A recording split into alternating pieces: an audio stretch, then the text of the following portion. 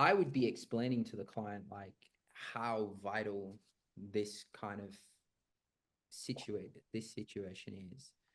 I would Yeah. be I would be saying to them, you know, like this is an actual game plan that we're going to create for you. And I mean, I'd be saying without this, you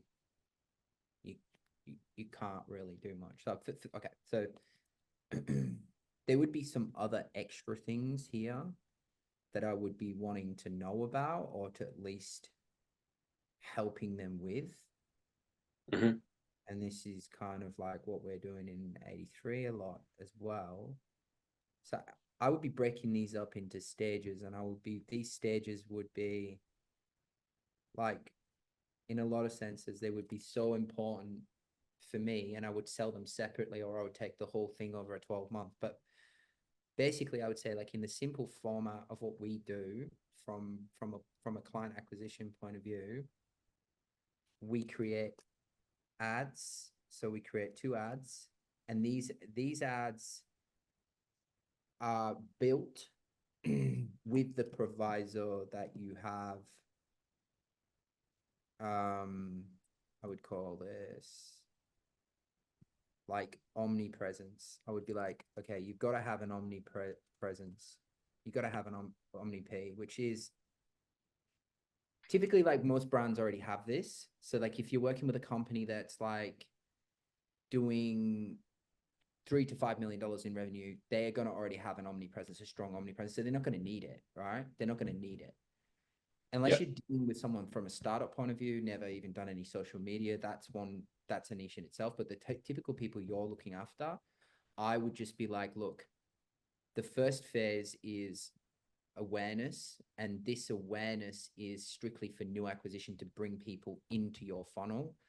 And then once we've brought them in, we then, obviously you must have like some kind of omnipresence. That's I would just mention it. Omnipresence is that everything's congruent. You've got brand, you've got followers, you've got traffic, you've got attention, you've got somewhere for me to lead them to. Because if not, like, we need to be able to take them from an ad somewhere in here, which is like, I would call this, they need some kind of CRM, like something to capture the lead, right? And Yeah. and that's probably where, if I'm being confusing here, I apologize, but like, No, no, it's okay. I would probably put it here, and I would say, look, the main goal of awareness is to capture the lead, right? It's to capture it. We need to capture new people that are coming into the funnel, right? And think about it, Josh, right? You're doing the same thing for yourself, right? Yeah. You are doing the exact same thing for you. You understand? So like, you're Yeah. actually helping yourself with this. So if you can master this becomes a product of yours. Now, consideration is a completely different thing. Like, so you've got the CRM, you've captured the lead. Now they need to have some kind of dialogue or communication, whether they have their own appointment setters, whether they have their own sales reps, but ultimately they need to capture that lead. And then once they're in the funnel, right, we would drive obviously the ads to, I mean, personally, I would drive after capturing it. So they say they fill the form out, whatever. I would then be telling them that, like, all right, cool. Now what we're going to do is we're going to create a brand story. And Mhm. this brand story is designed for people that know nothing about you, but it shows that you're legitimate, that you're trustworthy, that you understand emotional circuitry, you understand the human condition, you know what they're really up against. It's basically raising your authority, your authority and your perceived value. It makes you look higher end, it attracts a better client, Mhm. because now they're considering working with you, right? The other thing that I think they need is an impact story. Impact story is something that, um, I'll talk to you about in a second, but impact story is like a very high end case study that is seen through their customer's eyes of all their pain, problems, and everything else. It's a very unique way of selling. It's a formula called the Heroes to a Thousand Faces by Joseph Campbell. So you basically tell the story in the perspective of the client, and you make the brand that you're working for look like the fairy godmother, and the client, you make them seen as Cinderella, right? So you've got ads driving to a CRM that land on a brand story. And from that point onwards, right, I would just probably somehow, and I'm sort of just strategizing now what I would do, is somehow now I would be breaking this up into a couple of different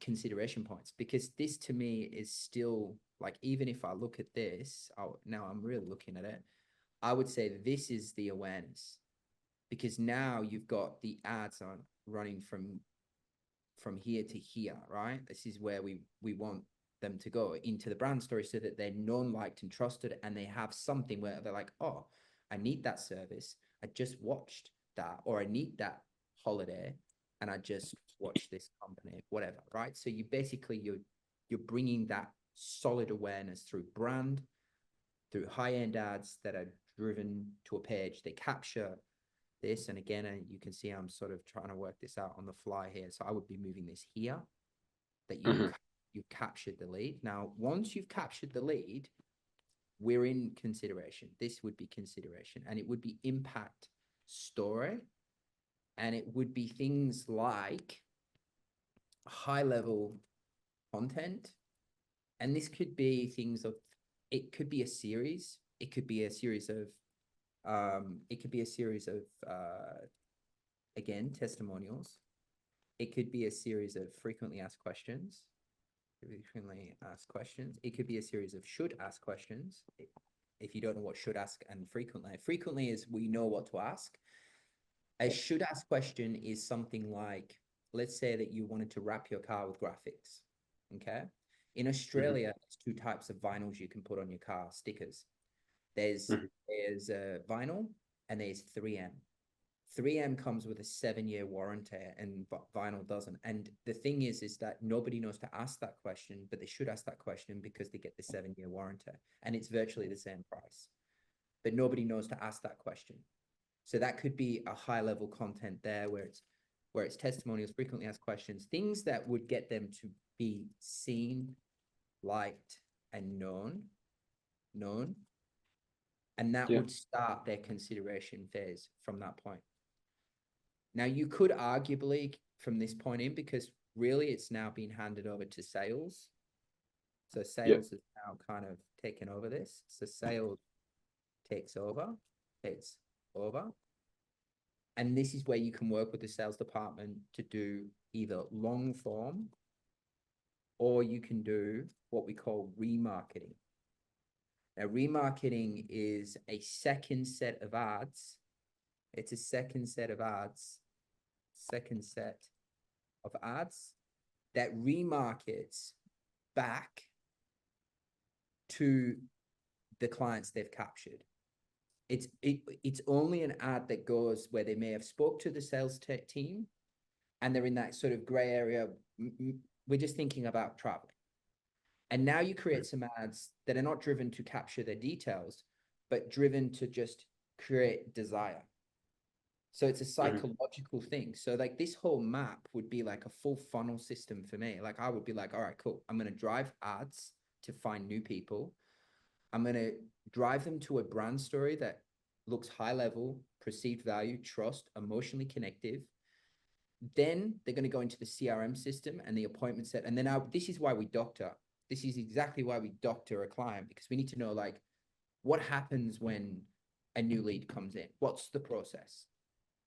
Because if we can understand the customer journey, we have more to sell to them. We can sell really good stuff that like helps amplify the sales. And so this is like once you figure out what this is for them, you have your offer. You have an offer. You have an unbelievable offer, because what I'm building here, this build right here, is designed to make money. This could potentially make someone millions,